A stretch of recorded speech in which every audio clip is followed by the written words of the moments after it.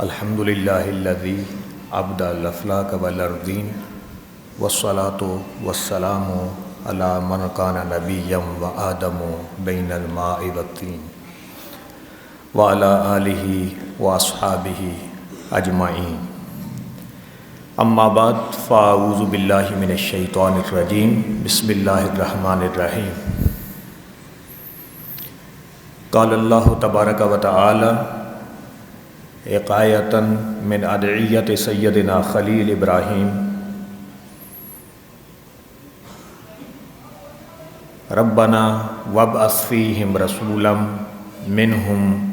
یتلو علیہم آیاتک ویعلمہم الکتاب والحکمہ ویزکیہم انک انت العزیز الحکیم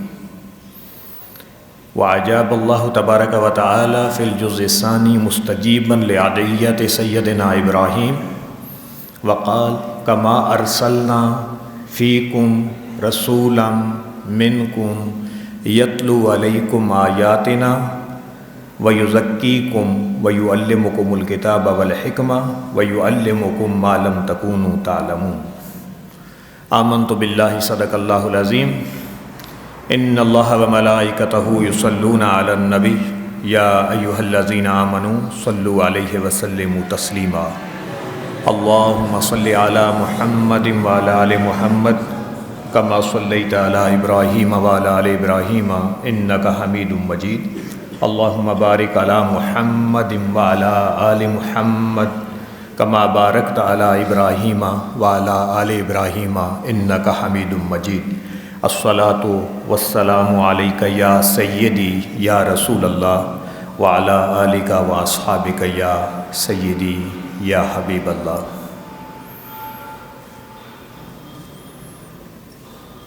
صاحب مسند صدارت،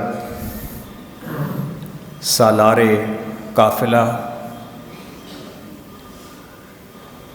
میری مراد استاذ القرآ حضرت عبد القیوم محمود نقشبندی صاحب حافظک اللہ الصمد من شر حاسد اذا حسد، طلباء کی تربیت کے حوالے سے اور بالخصوص زندگی کا وہ پہلو جس کی جانب ہماری توجہ بہت کم ہوتی ہے، لیکن ماقبل تلاوت کردہ آیات بینات کے مطابق مناسب نبوت میں ان چیزوں کو قرآن کریم میں متفرق مقامات پہ 4 مرتبہ ذکر کیا گیا ہے۔ ترتیب مختلف ہے، 2 تو میں نے مقامات آپ کے سامنے تلاوت کرنے کا شرف حاصل کیا، لیکن پہلا بطور نبی دعا تھی حضرت سیدنا ابراہیم خلیل اللہ کی، اور دوسرا جو مقام دوسرے پاری کی ابتدائی رکوعوں میں سے آپ کے سامنے تلاوت کیا وہ اللہ کی طرف سے جواب تھا، تو ظاہر ہے اللہ نے اپنی حکمت کے تحت اس کی ترتیب کو بدل کے بیان فرمایا۔ اگر میں پہلی آیت کو لوں تو یہ 129 نمبر آیت ہے سورہ بقرہ کی۔ کعبۃ اللہ کی دیواریں حضرت ابراہیم و خلیل نے بلند کیں، حضرت سیدنا اسماعیل ذبیح اللہ ساتھ مددگار ہیں، تعمیر مکمل ہوتی ہے۔ اللہ تعالیٰ نے پوری حکایت کی ہے، منظر نامے کی، وَإِذْ يَرْفَعُ إِبْرَاهِيمُ الْقَوَاعِدَ مِنَ الْبَيْتِ وَإِسْمَاعِيلُ، آخری دعا کی جاتی ہے اور آخری نبی کی آمد کی دعا کی جاتی ہے۔ اور علماء یہاں موجود ہیں جو ربنا وابعث فیہم رسولا، رسولا کے اوپر جو تنوین ہے یہ پیچھے سورہ آل عمران کے اس معاہدہ نبوت کی جانب ایک اشارہ ہے عہد ذہنی کے طور پہ، جو اللہ نے سارے نبیوں کو عالم ارواح میں آمد رسول کے بارے میں بتایا تھا، ثم جاءکم رسول۔ اب اس کعبہ کی آباد کاری کے لیے حضرت ابراہیم یہی مانگ رہے ہیں کہ اے رب وہ رسول بھیج دے۔ یہاں پہ بہت سارے اقوال اور چیزیں موجود ہیں، لیکن میں اصل موضوع کی طرف جاتا ہوں کہ وہ رسول کیا کرے، یتلو علیہم آیاتک، اے مالک تیری آیتیں تلاوت کرے۔ اور ماشاءاللہ وہ کام بھی یہاں پہ ہو رہا ہے، نہ صرف ہو رہا ہے بلکہ اس کام کو عام کرنے کے لیے 4 ڈانگے عالم بھیجنے کے لیے افراد کو تیار کیا جا رہا ہے۔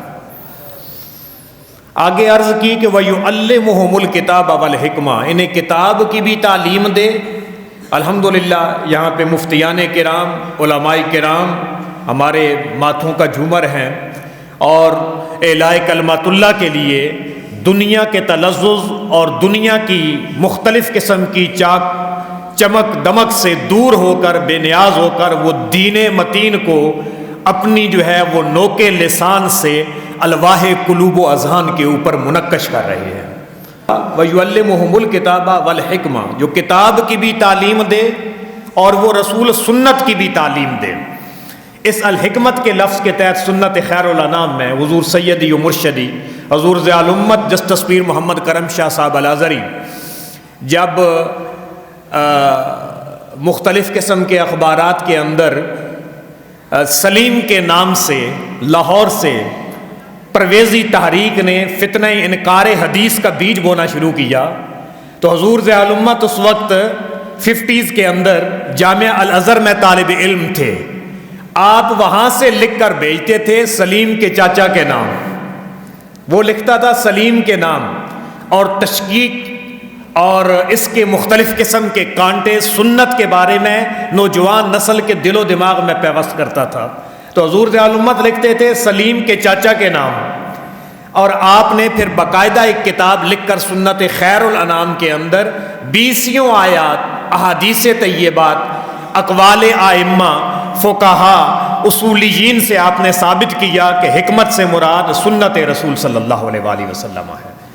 تو اس لیے تعلیم کتاب بھی دے اور سنت کی بھی تعلیم دے۔ اچھا، چوتھی بات آپ نے کہی کہ وَيُزَكِّيهِمْ، جو ان کے دلوں کو پاک صاف کر دے، ان کی نگاہوں کو طہارت عطا کر دے، ان کی خلوتوں کو اجلا پن عطا کر دے، اور ان کی زبان کے ساتھ ساتھ وہ دل کا جو ایک انڈر پنڈ فاؤنڈیشن ہوتا ہے، تصدیق ہوتی ہے، تصدیق بالجنان، وہ بھی عطا کر دے۔ 4 قسم کے مناسب آگے: تلاوت آیات، تعلیم کتاب، تعلیم سنت اور تزکیہ باطن۔ اللہ تعالیٰ نے آگے سورہ بقرہ کی اس آیت کا جواب دعائے ابراہیم کا 151 نمبر میں دوسرے پارے میں دیا کہ ابراہیم تو نے دعا کی، میں مستجیب الدعوات رب تیری دعاؤں کو قبول کرتا ہوں۔ کما ارسلنا فیکم رسولا منکم، وہی پیٹرن، ربنا وابعث فیہم رسولا، غیب کی ضمیریں آ رہی ہیں۔ اللہ فرما رہا ہے کہ ہم نے فیصلہ کر دیا، ہم نے رسول بھیجنے کا تمہارے درمیان، لیکن اللہ نے ترتیب بدل دی۔ اللہ نے تلاوت آیات وہاں پہ ہی رکھی، یتلو علیکم آیاتنا، اور آگے اللہ تعالیٰ نے تعلیم کتاب اور سنت سے پہلے فرمایا وَيُزَكِّيكُمْ، یہ رسول تلاوت آیات کرے گا، کفر پہ ہوتے ہوئے کفار کی نیندیں بھی ختم ہو جائیں گی، اور وہ اندھیروں میں بھی آ کے رسول کریم کا جبرائیل امین کے ساتھ دور سننے کے لیے آیا کریں گے۔ ان آیات کے اندر وہ لذت اور وہ محبت موجود تھی، اور الحمدللہ وہ چاشنی مشام روح کے اعتبار سے کل جب یہاں پہ وزٹ ہوا تو اللہ تعالیٰ محترم قبلہ شیخ صاحب کے فیوز و برکات کو سلامت رکھے کہ وہ رونق اور وہ روح کی بالیدگی یہاں محسوس ہو رہی ہے، اور تلاوت آیات کا جو نور ہے آپ بچوں کی زبانوں سے اور معصوم بولیوں کے ساتھ وہ قلب و جاں کو فرحت و انبساط عطا کرتا ہے۔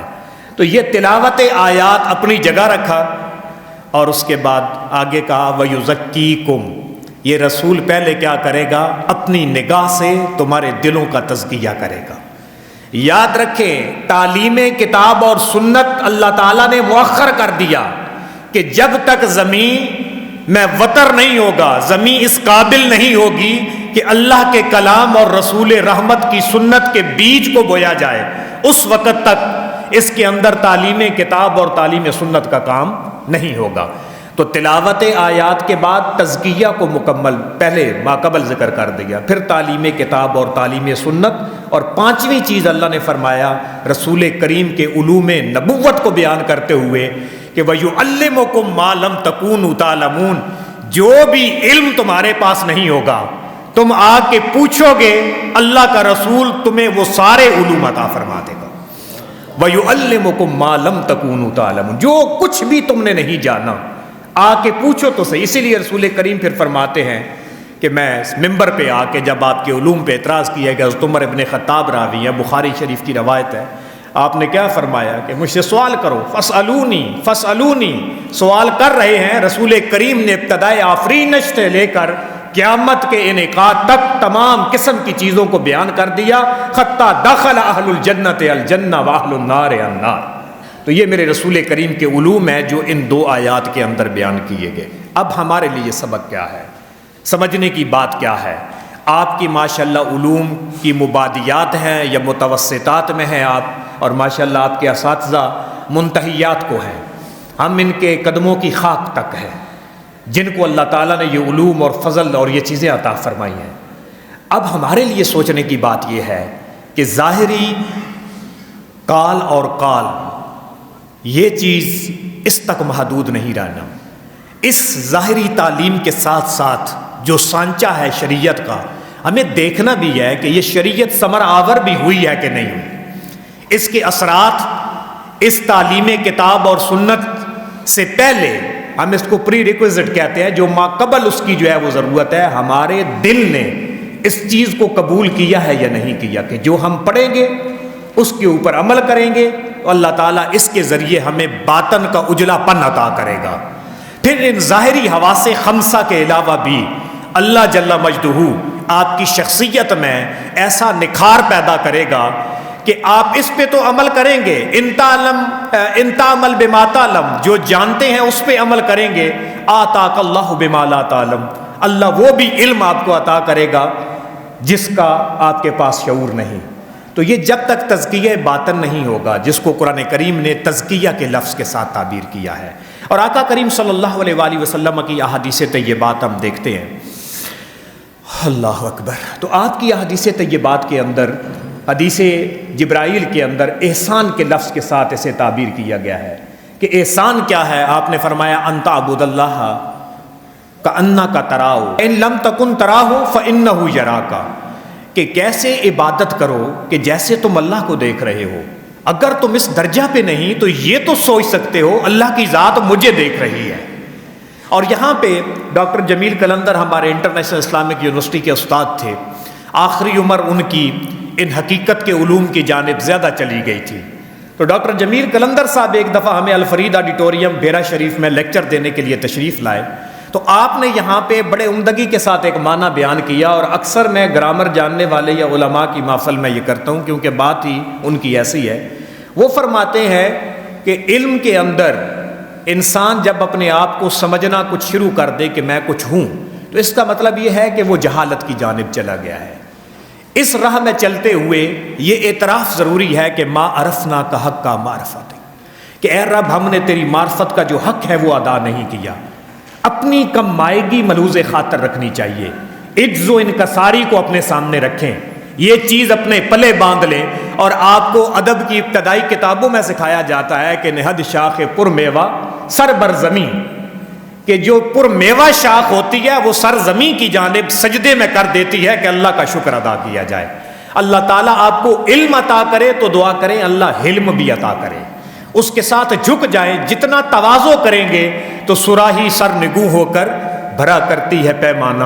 تو پھر بالیقین اللہ تعالیٰ آپ سے فیض کے چشمے جاری کرے گا، لیکن اس کے لیے عجز و انکساری بہت ضروری ہے. کہ ان تعبد اللہ کأنک تراہ فإن لم تکن تراہ، کہتے ہیں کہ فإن لم تکن کے اوپر وقف کیا کہ جب تو یہ کہے گا نا فإن لم تکن کہ تو نہیں ہے، یہ تکن ترا اس کو اس کے ساتھ آپ ملا کے نہ کریں، حرف ناقص کو آگے ترا کے ساتھ مضارع کے ساتھ تکن کو الگ کر دیں. فإن لم تکن، جب تو کچھ نہیں رہے گا، ترا ہو تو اس کو دیکھے گا، فإنہ یراک وہ تجھے دیکھے گا. تو اس لیے اپنی نفی کرنا، ہمیں شروع میں سبق دیے گئے لا الہ، اس نفی کے بعد جب آگے الا اللہ کا اس بات آتا ہے تو پھر کیا ہوتا ہے؟ پھر اصلھا ثابت و فرعھا فی السماء ہوتا ہے. پھر زمین کی پہنائیوں میں بھی ذکر جاتا ہے، آسمان کی بلندیوں میں بھی جاتا ہے. اور پھر وہ بندہ شجر ثمر آور ایسا بنتا ہے کہ دائمی سدا بہار اللہ اس سے فیوز و برکات کے سلسلے جاری کر دیتا ہے. توتیو کو لہا کل ہی، دائمی اس سے اللہ تعالیٰ آگے سلسلے جاری کرتا ہے. حضرت اقبال نے کہا تھا ہر کے عشق مصطفیٰ سامان اوست بہر و بر در گوشہ دامان اوست، کہ عشق مصطفیٰ جس کا سب کچھ ہو جاتا ہے، بہر و بر یہ سمندر پہنائیوں سمیت اور زمین وسعتوں سمیت اس بندے کے دامن میں نظر آتی ہے۔ پھر قصیدہ غوثیہ میں حضور غوث پاک فرماتے ہیں رأیت بلاد اللہ جمن کا خردلۃ علی کف فی حکم اتصالی، میں اللہ کے شہروں کو اپنی ہتھیلی پہ ایسے دیکھتا ہوں جیسے رائی کے دانوں کی اوپر نیچے دائیں بائیں تمام قسم کی جہات کو میں جانتا ہوں۔ اور ان سے پوچھا یہ مقام کیسے ملا؟ قصیدہ غوثیہ میں ہی فرماتے ہیں، اور آپ کے لیے یہ سبق ہے، خصوصاً جو لوگ شریعت اور طریقت میں تفریق ڈالتے ہوئے ایک طبقہ صرف شریعت کی بات کرتا ہے، ایک فقط طریقت اور علماء کا مذاق اڑاتا ہے، ان تمام لوگوں کو میں کہوں گا کہ خدا را آپ عبد الغنی نابلسی کی کتاب الحدیقۃ الندیہ شرح طریقت محمدیہ پڑھیں، جس میں شریعت و طریقت کو ایک جگہ جمع کر دیا گیا ہے۔ اسی طرح میں کہوں گا آپ کو حضرت شیخ عبدالحق محدث دہلوی، آپ نے کتاب کو سمرائز کیا ہے، اس پیٹرن پہ بہت ساری کتابیں ہیں، پہلے شریعت اور طریقت ان تمام چیز، اور اس کا ترجمہ جو ہے حضرت استاذ العلماء مولانا عبدالحکیم شرف قادری صاحب جامعہ نظامیہ رضویہ، آپ نے اس کا ترجمہ بھی کیا ہے کہ حقیقت فقہ و تصوف یا تعارف فقہ و تصوف کے تحت التعارف فی معرفت الفقہ و تصوف، ان دونوں چیزوں کو جمع کر کے رکھ دیا گیا ہے۔ اور اس آیت کے اندر جو آپ کے سامنے تلاوت کی مناسب نبوت والی بھی، اللہ نے تلاوت کو بھی جمع کیا، تمام قرآن کے کیریئر کو اور ان کے جذبات کو ایک مہمیز لگا دی گئی ہے۔ اس میں معلمین قرآن اور معلمین سنت علماء کے قد کاٹ کو بھی بڑھا دیا گیا ہے، اور اس میں تزکیہ باطن کے لیے ان خانقاہوں سے جہاں واقعی راہ سلوک کی منازل طے کرنے کے گر سکھائے جاتے ہیں، ان تمام لوگوں کو بھی بنیادیں فراہم کر دی گئی ہیں۔ تو اس لیے کسی ایک ایکسٹریم پہ نہیں جانا، ایک بیلنسڈ اپروچ رکھنی ہے جس میں دونوں قسم کی چیزیں اس انداز میں موجود ہوں کہ زبان پہ قال اللہ و قال الرسول کی صدا بھی ہو، اور دل کے اندر وہ خشیت بھی موجود ہو، وہ کیفیت بھی موجود ہو جس کیفیت کا ہونا انتہائی ضروری ہے۔ اللہ اکبر۔ اور میں ایک اور چیز آپ کو کہوں گا، ان چیزوں کو سمجھنے کے لیے عصر حاضر میں کلام اقبال ضرور پڑھیں، کلام اقبال ضرور پڑھیں۔ الحمدللہ ہم بیرا شریف میں تھے تو وہاں پہ میرے سینئر دوستوں میں ہیں محترم استاذ العلماء سلیم صاحب، اور باقی میرے کلاس فیلو ہیں محترم اطہر نعیم صاحب اور شہزاد بھائی، یہ جانتے ہیں وہاں 5 سال تقریباً میں نے بزم اقبال میں بطور مدرس خدمت کی، فارسی کلام اقبال کے لیے۔ اس چیز کا فائدہ یہ ہے کہ اب یونیورسٹیوں میں جانے کے باوجود الحمدللہ میں نے تقریباً 550-600 بچے اور بچیوں کا ایک پلیٹ فارم بنایا ہوا ہے۔ ویسے تو انہیں نہیں بتا سکتا کہ یہ پیر اور مرید کا تعلق اور اس میں چیز کیا ہے، دور کیسے ہے، آپ کو بہتر پتہ ہے، لیکن الحمدللہ میں ہر ویکینڈ پہ کیا کرتا ہوں، ابھی ہم نے مکمل کیا ہے پیر رومی اور مرید ہندی، پیر رومی مرید ہندی، بال جبریل کے اندر 24 سوال مرید ہندی اقبال نے پیش کیے، اور آگے پیر رومی نے ان تمام چیزوں کا جواب دیا۔ یہ 24 سوال ہیں اور 24 جواب ہیں، اور میں یہ سمجھتا ہوں یہ جو یزکیہم تزکیہ باطن کی جو بات ہے، اور عصر حاضر کے جو علوم ہیں ان کے مقابلے میں، ایک تو قرآن اور سنت کے ساتھ ہم کہہ رہے ہیں تصوف، اور دوسرا عصر حاضر میں وہ تو سارا تن کی دنیا اور ان معاملات کے ساتھ ہے۔ قرآن کریم میں تو پہلی وہی اقرا بسم ربک الذی خلق ایمبریولوجی کے اوپر ہے، میڈیکل سائنسز پہ ہے، اقرا بسم ربک الذی خلق، تو پڑھنے پڑھانے کے کام کی ڈائریکشن بتا دی اپنے رب کے نام سے جس نے پیدا کیا، تاکہ پڑھنے والوں کو پتہ چلے پہلی وحی کا پیغام یہ ہے کہ تمہاری نیتوں کا قبلہ للہیت ہونی چاہیے اور اللہ تعالیٰ کی بارگاہ ہونی چاہیے۔ تبھی تو حضور کو کہا جبرائیل امین نے کہ اقرا۔ بعض لوگ جن کے دل میں تھوڑا خرابی ہوتی ہے وہ غلط معنی لینا شروع کر دیتے ہیں، حالانکہ حضور کے مناسب دیکھیں وَيُعَلِّمُكُم مَّا لَمْ تَكُونُوا تَعْلَمُونَ۔ جبرائیل امین کہہ رہے ہیں اقرا، میرے کریم آقا نہیں پڑھ رہے، کچھ لوگ ٹھوکر کھا گئے کہ پڑھنا نہیں آتا، معاذ اللہ، امی کے غلط ترجمہ کرتے رہتے ہیں۔ فیضی نے تو کہا تھا امی و دقیقہ دان عالم، بے سایہ و صاحبان عالم۔ رسول کریم کو جب جبرائیل نے عرض کی نا کہ اقرا باسم ربک الذی خلق، اس رب کے نام سے پڑھیں جس نے پیدا کیا، تو کیونکہ آپ کا معلم جبرائیل نہیں ہو سکتا، الرحمن علم القرآن ہے، اللہ کا نام آتے ہی میرے رسول کریم نے آگے پڑھنا شروع کر دیا۔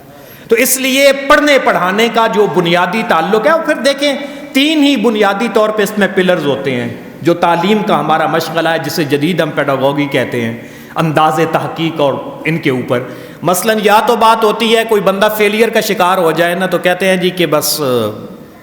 سلیبس اچھا نہیں تھا، یا پھر گلہ کرتے ہیں گھر والے، جی استاد تسی چنگا نہیں دیتا، استاد اچھا نہیں تھا،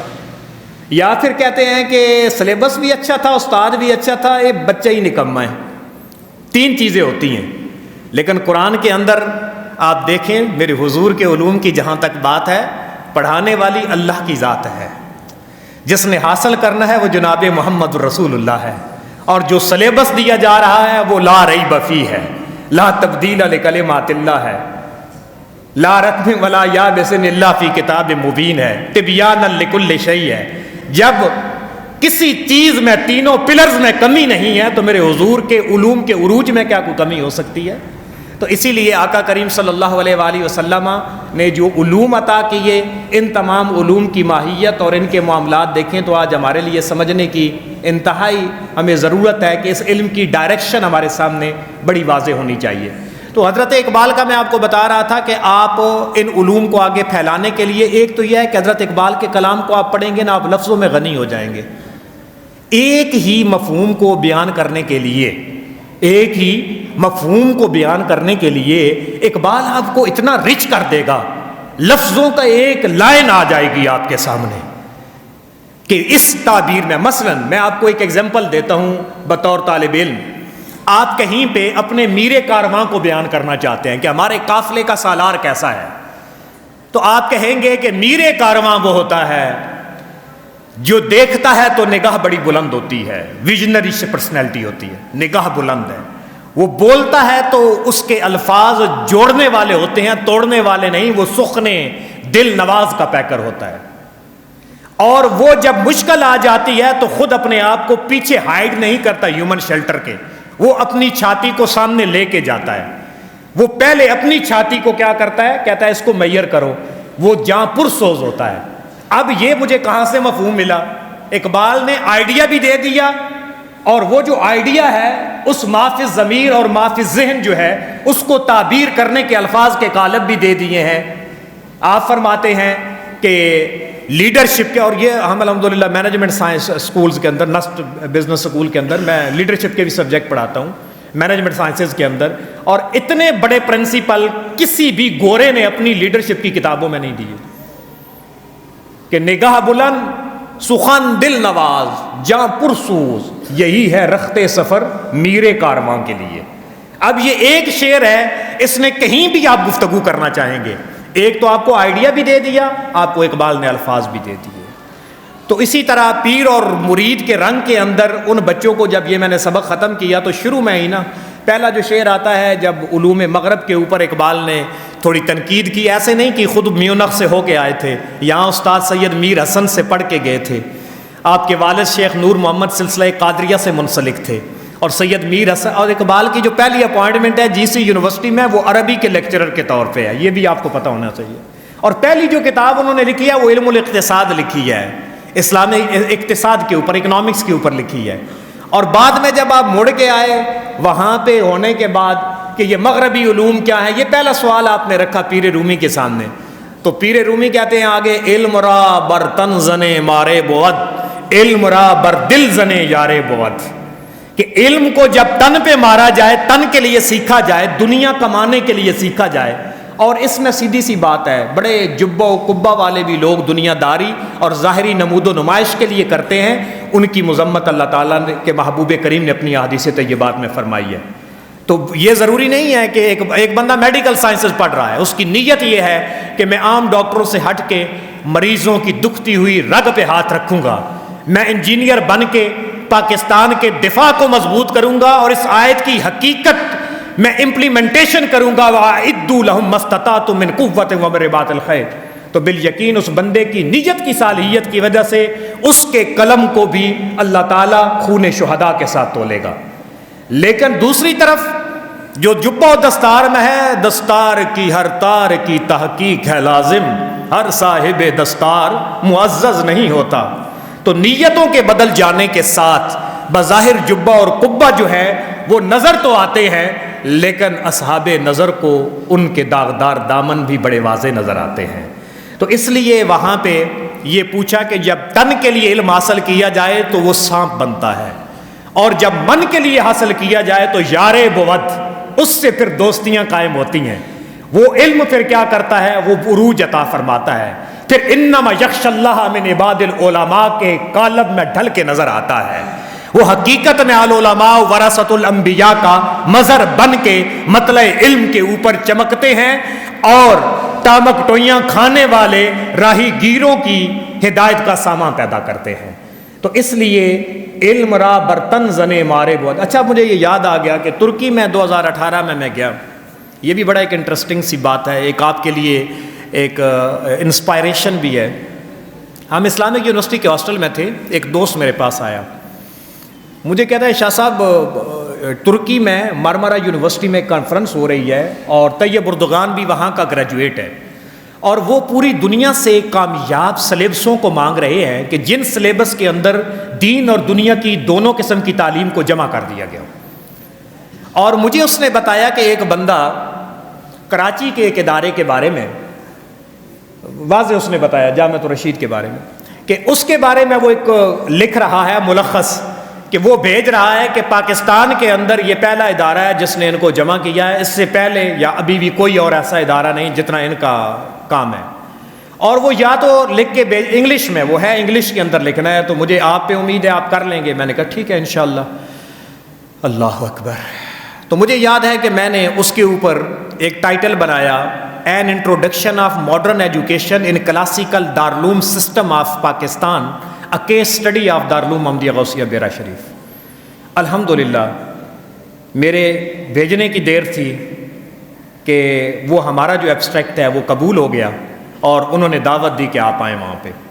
اور اس کے آڈیٹوریم میں ہم بیٹھے ہوئے تھے۔ الحمدللہ وہ وہاں پہ پبلش بھی ہوا، میں نے پریزنٹ بھی کیا، اور وہاں پہ جب ہال میں بیٹھے ہوئے تھے تو وہاں پہ وہ علم کے اوپر بات کر رہے تھے، تو میں نے اسی کو، یہ جو پیر رومی اور مرید ہندی کا کلام ہے نا، یہ پہلا شعر، وہ کہتے ہیں جی اس کو ڈائریکشن کیا دی جائے؟ تو میں نے کہا جی ڈائریکشن آپ پوچھ رہے ہیں تو Iqbal is actually spiritual pupil of Maulana Rum, and your مولانا روم ان کونیا، ترکی میں ہی ان کا مزار ہے، وہاں بھی یادری ہوئی۔ میں نے کہا کہ Iqbal asked questions 24 and Iqbal is replied by Maulana Room in these 24 questions. The very first one is علم را بر تن زنے مارے بود، علم را بر دل زنے یارے بود۔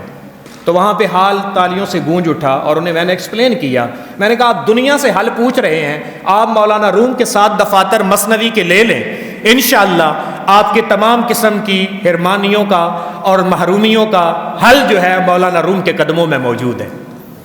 اور 2 شعراء کی وہاں تخیلاتی طور پہ قبر بنائی گئی ہے، ایک ان کے اپنے شاعر نیفل ہیں اور ایک علامہ محمد اقبال مرحوم ہے، کہ ان دونوں نے مولانا روم کو ایک نئی زندگی دے کر کلام اور پیغام کو پوری دنیا کے اوپر عام کیا ہے۔ امریکہ کی یونیورسٹیوں میں مولانا روم کے کلام کو سمجھنے کے لیے چیئرز بنائی گئی ہیں۔ چیئر سے مراد یہ ہے اس کے لیے بجٹ ہوتا ہے، مولانا روم کے ایکسپرٹ لوگ ہوتے ہیں جو دنیا کو رومی کا روحانی میسج دیتے ہیں۔ تو آج اسی نقطے کو میں آپ کو بتانا چاہتا ہوں، سائنس اور ٹیکنالوجی میں مغرب بہت آگے ہوگا ہم سے، تبھی تو اقبال نے زمانہ میں کہا نا ہوائیں ان کی فضائیں ان کی، ابھی یہ فلسطین کا معاملہ چل رہا ہے، ہم بے بس بیٹھے ہوئے ہیں، ہوائیں ان کی فضائیں ان کی، سمندر ان کے جہاز ان کے، گرا بھور کی کھلے تو کیوں کر، بھور تو ہے تقدیر کا بہانہ، جو تھا نہیں ہے جو ہے نہ ہوگا، یہی ہے ایک حرف مہر معنی، ازل سے ہے نمود جس کی، جو کرتا ہے نا کچھ ازل سے ہے نمود جس کی، اسی کا مشتاق ہے زمانہ، میری صراحی سے قطرہ قطرہ نئے حوادث ٹپک رہے ہیں، میں اپنی تسبیح روز و شب کا شمار کرتا ہوں دانا دانا، ہر ایک سے آشنا ہوں لیکن جدا جدا رسم رہا میری، کسی کا راکب کسی کا مرکب کسی کو عبرت کا تازیانہ۔ وقت کہتا ہے کسی کا میں رائڈر بن جاتا ہوں اور میں اسے پھر تازیانہ لگاتا ہوں، سزا دیتا ہوں، اور کسی کا مرکب کوئی مردان خدا میرے اوپر سوار ہو جاتے ہیں اور پھر میری ڈائریکشن بدل کے رکھ دیتے ہیں، میں وہ ابول وقت ہو جاتے ہیں، ابنائے وقت نہیں رہتے۔ اسی لیے عربی میں کہتے ہیں الوقت قصیف ان لم تقطہ یقطع، وقت تلوار کی طرح ہے، اگر تو وقت کے ہر سیکنڈ کو ایکسپلائٹ نہیں کرے گا، یہ وقت تمہیں نشان عبرت بنا کے رکھ دے گا۔ تو اس لیے آج یہ جو آپ کو ماشاءاللہ تعلیم کے لیے ٹائم ملا ہوا ہے، وقت ملا ہوا ہے، یہ مراحل ملے ہوئے ہیں، میں آپ تمام سے درخواست کروں گا، الحمدللہ ہم نے اس پہ عمل کیا۔ ہمارے استاد پروفیسر احمد بخش صاحب ہیں وہاں پہ، اکنامکس کے ٹیچر ہیں، وہ ہمیں ایک ادبی نسخہ دیتے تھے جب ہم محفل میں پہنچتے تھے۔ وہ ہمیں ناول بتاتے تھے کہ یہ ناول پڑھیں، ادبی جو ہے، یہ شاعری پڑھیں، یہ کلام اقبال میں سے یاد کریں حفاظ کی طرح، اور اس کے بعد باقی قرآن و سنت تو پڑھ ہی رہے تھے، یہ چیزیں آپ کر لیں گے تو جیسے میں آپ کو باتیں بتاتا ہوں آپ فرمایا کرتے تھے، اسی طرح آپ بھی ان چیزوں کو بیان کر لو گے۔ اور ہمیں فخر ہے کہ ہم ان کے چند ان شاگردوں میں ہیں کہ جن کا ہمارے پیچھے بھی کلاس میں وہ تذکرہ کرتے ہیں، کیونکہ ہم نے استاذ گرامی کے سامنے زانوئے تلمذ طے کیے اور جو ہدایات ارشاد فرمائیں اس پہ عمل کیا۔ تو میں آپ کو بھی یہی کہوں گا کہ غم دل کی وادیوں میں یہ خوشی کے چند لمحے، انہیں جان لو غنیمت، یہ لمحے کل نہ ہوں گے۔ اس وقت کی قدر کر لے، کھیتوں کو دے لو پانی، اب بہ رہی ہے گنگا، کچھ کر لو نوجوانوں، اٹھتی جوانیاں ہیں۔ اب کر لیں، اس ٹائم کے اندر پڑھ لیں جتنا پڑھ سکتے ہیں۔ اساتذہ کی خدمت میں بیٹھ کے ایک کتاب کو 100 دن پڑھنے سے بہتر ہے کہ آپ 10 منٹ کے لیے کسی قابل استاد کے سامنے زانوئے تلمذ طے کر کے نچوڑ ان سے لیں، ان چیزوں کو نوٹ کریں۔ العلم بالکتابہ، اس کو نوٹ کریں، نوٹ کرنے کے ساتھ ان چیزوں کو اپنی زندگی کا حصہ بنائیں۔ مختلف قسم کے پیرائے یاد کریں کہ کوئی اگر اللہ کی توحید پہ بولنا ہے تو یہ پیرایا ہوگا۔ صاحبزادہ خورشید گیلانی کے لٹریچر کو پڑھیں، فکریات کو بالیدگی دینے کے لیے ڈاکٹر غلام جیلانی برق کی ساری کتابوں کو پڑھ دیں، ساری کتابوں کو پڑھ دیں۔ اور اس کے بعد آپ کو کلام اقبال اور یہ چیزیں تو پہلے بھی بتائی ہیں، مزید آپ اپنے ادبی رنگ اپنے اندر لانا چاہتے ہیں تو حضور ضیاء الامت کی آپ تمام تاریخ و مقالات کو بھی پڑھیں، اور آپ کی جو تفسیر ہے وہ ایک ادبی تفسیر ہے جس کے اندر وہ ساری چاشنی اور چیزیں موجود ہیں۔ اگر آپ ان چیزوں پر عمل کریں گے تو انشاءاللہ، میں اکثر دوستوں کو کہتا ہوں کہ کچھ کتابیں ہوتی ہیں جن کا تعلق آنکھوں سے دماغ کے بجائے ڈائریکٹ دل کے ساتھ ہوتا ہے۔ ایک میں نے کتاب پڑھی تھی ایقاظ الہمم فی شرح حکم، مصر میں گئے تو حضرت اتنے کو یہ قراء ہے نا بڑے بڑے، قارا القصائی اور ابن عمر، ان سب کی وہاں پہ قبریں نظر آئیں۔ تو میں نے دوست سے پوچھا کہ یہ کیا وجہ ہے؟ انہوں نے کہا جی انہیں قرآن سے بڑی محبت تھی، تو یہ زندہ تھے تو تب تو کو محفل کرتے تھے، یہ فوت بھی ہو گئے تو یہ موراکو جاننے کے لیے گزرگاہ تھی قاہرہ، تو جو بھی یہاں سے گزرتا تھا یہ اس کو اپنے گرداب میں لے کر یہاں پہ ہی پھر بٹھا لیتے تھے۔ اور حنفی امام کمال الدین ابن حمام، ان کی میں نے چھوٹی سی وہاں پہ تربت اور قبر دیکھی حضرت عامر بن عطا اللہ سکندری کے ساتھ۔ میں نے پوچھا یہ حنفی ان شافیوں کے جرمٹ میں کیا کر رہا ہے؟ یہاں تو حنفیوں کی تعداد بڑی کم ہے۔ تو پتہ چلا کہ انہوں نے آ کے کہا تھا کہ آج زندہ ہوتے تو میں آپ سے معرفت سیکھتا، آپ کے حکم عطائیہ جو ہیں، جیسے ہمارے بزرگوں کے کلام ہے نا، ایسے ہی ان کے حکم عطائیہ ہے۔ تو حکم عطائیہ جو ہے یہ تصوف کا سلیبس ہے ان کا، تو آج میں وہ آپ سے سیکھتا۔ تو کہتے ہیں کہ ابھی وہ وہاں کھڑے تھے کہ قبر واہ ہوتی ہے اور ہاتھ ان کے باہر آتے ہیں، انہوں نے کہا لینے والے بنو، ہم تو آج بھی عطا کرنے والے ہیں۔ کمال الدین ابن حمام کو وہ باطن کی چاشنی ملی کہ حنفیوں کا اتنا بڑا امام، پھر وہ اس جگہ سے نکل نہیں سکا، ان کی موت بھی وہاں پہ آئی اور اب بھی وہاں پہ ان کی تربت موجود ہے۔ تو اسی لیے یہ من کی دنیا کے معاملات، تزکیہ باطن اور ان چیزوں کو آپ سمجھنا چاہتے ہیں تو یہ کچھ جو اشارے کیے ہیں۔ اب آپ کا وقت بڑا قیمتی ہے، آگے اساتذہ انتظار کر رہے ہیں، اس کے تعلیم اور تعلم کے سلسلے میں زیادہ حائل نہیں ہونا چاہتا۔ آخر میں حضرت اقبال کے مرد حر کے عنوان کے تحت پسچے بیعت قد اے اقوام شرق ما مثنوی مسافر، اس کے اندر آپ کا ایک کلام ہے، تھوڑا سا ادھر توجہ دلاؤں گا تاکہ آپ کو تخم دل کا پتہ چلے۔ مثلاً کلمۃ طیبہ کشجرۃ طیبہ کی عملی تعبیر آپ کو پتہ چلے۔ اس کے اندر آپ مرد حر کے عنوان کے تحت کہتے ہیں مرد حر محکم ز ورد لا تخف ما بمیداں سر بجیب او سر بکف، کہ یہ اللہ کے جو آزاد بندے ہوتے ہیں نا، جو بے نیاز ہوتے ہیں، دنیا کی چیزوں کے پیچھے نہیں، اس کی ذات کے لیے ہوتے ہیں، مرد حر انہیں اقبال نے کہا ہے۔ محکم ز ورد لا تخف، یہ لا تخف انک انت الاعلی، اقتباس اس کو کہتے ہیں بلاغت کے اندر۔ اقتباساً وہ آیت لی ہے حضرت موسیٰ جو درخت کے اوپر انہوں نے روشنی دیکھی تو یہ سراسیمگی طاری ہوئی تو اللہ نے کہا لا تخف انک انت الاعلی، کہ آپ جائیں آگے، اللہ تعالیٰ آپ کو غلبہ عطا کرے گا۔ مثل کلیم ہو اگر مارکا آزما کوئی، اب بھی درخت طور سے آتی ہے بانگے لا تخف، یہ استشہاد کے طور پر اس کا معنی لیا ہے، لیکن فارسی میں کیا ہے؟ مرد ہر محکم ز ورد لا تخف ما بمیداں سر بجیبو سر بکف۔ ہم سر جیب میں ڈال لیتے ہیں، یہ سر ہتھیلی پہ رکھ کے میدان میں آ جاتا ہے۔ ابھی گولڈہ شریف میں تاجدار ختم نبوت حضور پروردہ نگاہ پیر سیال لجپال پیر میر علی شاہ صاحب کی وہ ختم نبوت کانفرنس اور یاد منائی جا رہی ہے، تو سارے لوگ جو ہے وہ سوچ رہے تھے کہ کیا کریں، لیکن آپ نے کہا تھا یہ پشت کے پیچھے لکھنا کون سا بڑا کمال ہے، ذرا عدالت کے ٹیبل پہ کاغذ قلم دوات لکھ، تو بھی کہہ، تو اپنے آپ کو نبی کہتا ہے، میں امتی کہتا ہوں، میں بھی کہتا ہوں لکھے۔ پھر مرزا قادیان کے تابوت کا آخری کیل ثابت ہوا اور پھر اس نے اس انداز میں سر نہیں اٹھایا۔ مرد حرم و کم ز ورد لا تخف ما بمیداں سر بجیب او سر بکف، کیوں؟ ماں کلیسا دوست ماں مسجد فروش۔ ابھی کیا ہو رہا ہے فلسطین کے معاملے میں؟ 57 ممالک اکٹھے ہوئے ہیں، ماں کلیسا دوست، ہماری کلیسائیوں سے دوستیاں ہیں، ماں مسجد فروش، ہم اپنی روایات بیچنے والے ہیں، اوز دست مصطفیٰ پیمانہ نوش۔ تو یہ اللہ کا آزاد بندہ وہ ہوتا ہے جو دست مصطفیٰ سے لائی جاتی ہے، اس کے سینے میں سمائی جاتی ہے۔ اسرار و رموز کے آخر میں درمان مطالب مثنوی سورہ اخلاص کے اندر اللہ الصمد کی صمدیت کا رنگ امام مالک پہ جو اقبال نے بیان کیا ہے وہ بڑا سمجھنے کے لائق ہے، کہ وقت کا خلیفہ ہارون رشید کھڑا ہے، کہتا ہے آ جائے بغداد میں علم کا شہر بسایا ہے، تو امام مالک کہتا ہے تو مجھے بغداد کے دنوں کی روشنی کہتا ہے، میری مدینہ کی راتیں تیرے بغداد کے دنوں کی روشنی پہ غالب ہیں۔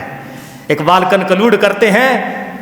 کہ بے نیازی ناز ہا دارد بسے، ناز او انداز ہا دارد بسے۔ بے نیازی کے کئی انداز ہوتے ہیں، ہر ناز کے اندر کئی انداز ہوتے ہیں، تو اس لیے ماں کلیسا دوست ماں مسجد فروش، اوز دست مصطفیٰ پیمانہ نوش۔ آسان کر دوں، بچے بھی بیٹھے ہیں، کہ طیبہ سے منگائی جاتی ہے، سینوں میں سمائی جاتی ہے، یہ میں ساغر سے نہیں نظروں سے پلائی جاتی ہے، یہ میں ساغر سے نہیں نظروں سے پلائی جاتی ہے۔ تو یاد رکھیں، اساتذہ کرام کے پاس آپ بیٹھتے ہیں، مولانا روم کے مطابق بھی، اقبال کے کلام کے مطابق بھی، سینہ بکشائے، ایسے لوگوں کے سامنے سینہ کھول کے بیٹھے، یعنی کچھ لینے کے موڈ میں بیٹھے، ان کے سانسوں کی حدت سے بھی، ایک لمحے کی آہ سے بھی اللہ وہ درجات عطا فرما دیتا ہے جو انسان کو کسبی دنیا کے اسباب ڈھونڈنے کے ساتھ نہیں ملتے، لیکن وہ وہاب کے ذریعے اس بندے کو عطا فرما دیتا ہے۔ کیوں؟ وادی عشق بسے دور و دراز است ولے، تے شود جادے 100 سال اب آہے گاہے، می شود پردے چشمم پرے کاہے گاہے، دید عمد و جہارا بنے گاہے گاہے۔ یہ عشق کی وادی حقیقت کی بڑی دور ہے، وادی عشق بسے دور و دراز است ولے، تے شود جادے 100 سال اب آہے گاہے۔ لیکن کبھی کبھی یہ 100 سالہ منزل جو ہوتی ہے نا، کسی اللہ والے کی آہ لینے سے لمحوں میں طے ہو جاتی ہے، بآہے گاہے۔ اور اس کے بعد یہ طیبہ سے منگائی جاتی ہے، سیریے میں نے آپ کو بتایا، ماں کلیسا دوست ماں مسجد فروش، اوز دست مصطفیٰ پیمانہ نوش۔ آخری شعر ہے، می نہ روید تخم دل عذاب و گل، یہ دل کا جو بیج ہے نا، یہ پانی اور مٹی سے نہیں اگتا، بے نگاہ از خداوندان دل، حقیقت کی راہ پہ بطور سالک سفر کرنا چاہتے ہو، بے نگاہ از خداوندان دل، کسی اہل دل کی صحبت میں جا کے بیٹھو، اللہ تعالیٰ اس کی صحبت کی حدت سے تمہیں اس دل کے بیج کو پروان چڑھائے گا۔ اور اگر تم نہیں کرو گے، کنکلوڈ کرتے ہیں اقبال مرد حر کو، اندری عالم تو نہ یرزی باخسے، اندری عالم تو نہ یرزی باخسے، تا نہ آویزی بدامانے کسے۔ اس دنیا میں تیری حقیقت ایک پرے کاہے کی طرح بھی نہیں ہے، ایک تنکے کی طرح بھی نہیں ہے، جب تک اپنے دامن کو کسی اہل اللہ کی سوز و گداز والی محفلوں کے ساتھ تو منسوب نہیں کرے گا۔ اسی لیے آج یورپ بھی دیکھ رہا ہے، سب کچھ ان کے پاس ہے، یہ اسپرچویلٹی نہیں ہے، یہ روحانیت نہیں ہے، یہ تصوف کے سوتے نہیں ہیں، یہ حقیقت اور معرفت کی باتیں نہیں ہیں، راہ سلوک کے گر ان کے پاس موجود نہیں ہیں، تبھی رومی کی چہر کو کبھی بناتے ہیں، کبھی اقبال کے کلام اور فلسفے کو لیتے ہیں۔ اندر کے انسان کی تربیت کے لیے اور ان معاملات کے لیے تزکیہ باطن، تلاوت آیات، تعلیم کتاب و سنت اور تزکیہ باطن بھی بہت ضروری ہے۔ اور آج یہ وہ ڈسکورس ہے، ایک وہ اسپیکٹ ہے جس کو آج ہمیں دنیا میں پھیلانے کی ضرورت ہے۔ اور علم کی شاہراہ پہ چلتے ہوئے میں آپ سے درخواست کروں گا، اپنے پیش نظر تمام علوم کے ساتھ ساتھ اس باطن کو بھی، اور اس کے اندر کوئی دوری نہیں ہے، یہی جو شریعت ہے جب ثمر آور ہوتی ہے، دل معرفت کی راہ لیتا ہے تو تصوف اور یہ پھل آپ کے سامنے آتے ہیں۔ اللہ تعالیٰ ہمیں ان چیزوں پہ عمل کی توفیق عطا فرمائے، اور آپ سے درخواست ہے کہ آپ بھی دعا کریں، اور یہ جو آپ کا قافلہ اور کارواں محترم حضرت شیخ صاحب کی قیادت میں چل رہا ہے، اللہ اس سے دن دوگنی رات چگنی ترقی عطا فرمائے۔ جب نکل بھی جائیں اپنی وفائیں اداروں کے ساتھ قائم رکھیں، اپنی محبتیں قائم رکھیں، آنا جانا رکھیں، تو انشاءاللہ اس سے سالار قافلہ اور ان کی جتنی بھی جماعت ہوتی ہے، تاریخیں ہوتی ہیں، ان کے دل بڑے رہتے ہیں۔ نے تخت و تاج نے لشکر و سپاہ میں ہے وہ بات جو مرد کلندر کی بارگاہ میں ہے۔ وما علیہ الا البلاغ۔